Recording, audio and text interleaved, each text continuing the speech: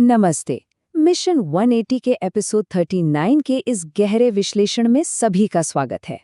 हम सब अक्सर प्राण ऊर्जा या जीवन शक्ति के बारे में सुनते तो हैं, लेकिन क्या इसे मैनेज करने का कोई वैज्ञानिक सिस्टम है? आज इसी प्राणिक इंजीनियरिंग को समझा जाएगा और देखा जाएगा कि कैसे ऊर्जा के इस अनदेखे रिसाव को रोका जा सकता है। ठीक है, तो चलिए इसमें थोड़ा गहराई से उतरते हैं। एक बहुत ही आम समस्या है। अक्सर देखा गया है कि शाम होते होते ना अचानक से बहुत थकान महसूस होने लगती है, बिना कोई भारी शारीरिक काम किए भी। आखिर ये एनर्जी लीक कहाँ हो रही है? इंसान थकावट से चूर हो जाता है और ये अनदेखा रिसाव एक बड़ा रहस्य बन जाता है, जिसे आज वैज्ञानिक दृष्टिकोण से सुलझाया जाएगा। आगे बढ़ते हैं पहले हिस्से की तरफ, जो है समस्या छिद्रित घड़े की प्रणाली। इसे ना सेठ करोड़मल की कहानी से समझते हैं। उनका रूटीन देखिए, दिन भर की भागदौड़, यहाँ वहाँ की गपशप, अनावश्यक तर्क वितर्क और व्यर्थ का दिखावा। ये साधारण सी आदतें एक छिद्रित घड़े यानी लीकी पॉट की तरह काम करती हैं। इसमें कितना भी पानी भरिए, छोटे छोटे छेदों से सब बह जाएगा। नतीजा, शाम तक इंसान पूरी तरह से खाली, थका हुआ और ऊर्जा शून्य। चलिए अब आगे बढ़ते हैं और देखते हैं कि ये कैसे विकसित होता है। हमारा दूसरा हिस्सा, समाधान, ऊर्जा का भंडार। सेठ करोड़मल के इस शोर शराबे वाले जीवन से निकलकर जरा मास्टर दीनानाथ की शांत और अनुशासित दुनिया को देखिए, जहां एक तरफ एनर्जी लगातार फालतू बातों में बह रही है, वहीं मास्टर दीनानाथ ऊर्जा संरक्षण का सचेत अभ्यास करते हैं। उनका अंदाज बिल्कुल अलग है। वो कम बोलते हैं, धीरे चलते हैं।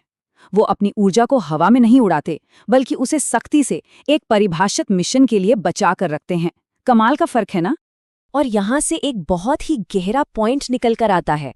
मास्टर दीनानाथ ने ये भली भांति समझ लिया है कि रोजमर्रा के कामों की एक एनर्जी कॉस्ट होती है। बोलना, सोचना और यहाँ तक कि सिर्फ देखना, हर एक एक्शन हमारे बायोलॉजिकल सिस्टम से एक कीमत वसूलता है। ये मुफ्त नहीं है।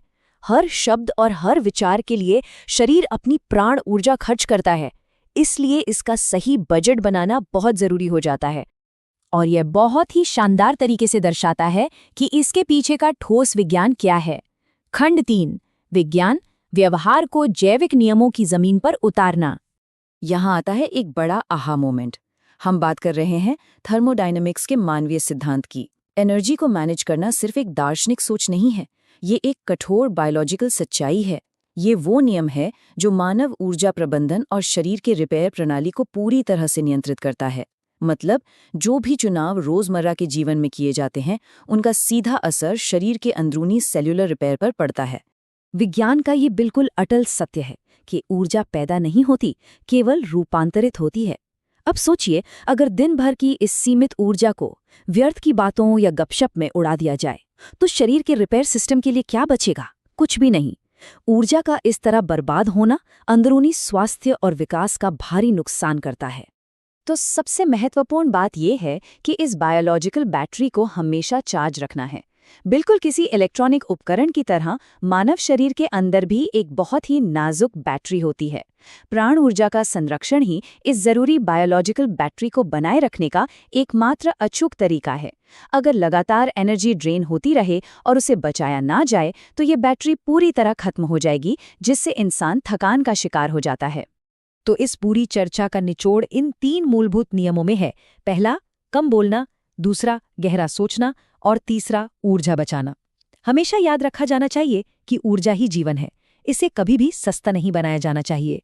इसे एक बहुत ही कीमती संपत्ति की तरह सहेज कर रखने से न सिर्फ शारीरिक स्वास्थ्य में चमत्कारिक सुधार होता है, बल्कि मानसिक स्पष्टता और फोकस भी कई गुना बढ़ जाता है। अंत में ये सवाल बहुत गहराई से सोचने पर मजबूर कर देता है। वाणी के संयम का अभ्यास करने के गहरे मनोवैज्ञानिक प्रभाव आखिर क्या होते हैं? मौन की इस अदृश्य शक्ति में ऐसा क्या छिपा है जो इंसान की पूरी मानसिकता को बदल सकता है? आज के इस विश्लेषण को यहीं रोकते हैं, लेकिन ये खुद में ज्ञान की एक नई यात्रा की शुरुआत है। अगली बार इसी रहस्य का और अधिक विस्तार से विश्लेषण किया जाएगा। तब तक के लिए अपनी ऊर्जा को बचाएं और ज्ञान की ये खोज जारी रखें।